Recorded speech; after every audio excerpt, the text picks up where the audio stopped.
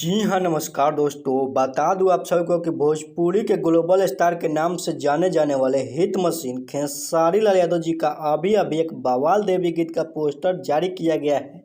ए पिया चुनरिया जिस गाने का बोल है और खेसारी लाल यादव जी इस गाने को गाए हुए हैं और ये 20 सितंबर को 7 बजे एंगल म्यूजिक का चैनल से रिलीज किया जा रहा है। इस गाने के लिरिक्स राइटर की बात करें तो टुनटुन यादव जी इस गाने को लिखे हुए हैं और आर्या शर्मा का म्यूजिक है।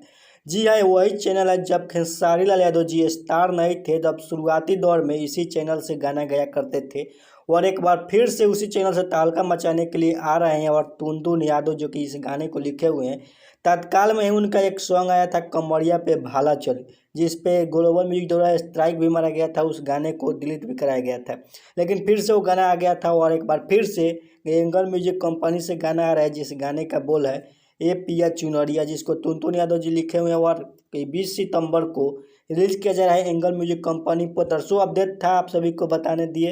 फिर मिलते हैं एक नए वीडियो के साथ, तब तक के लिए बाय बाय।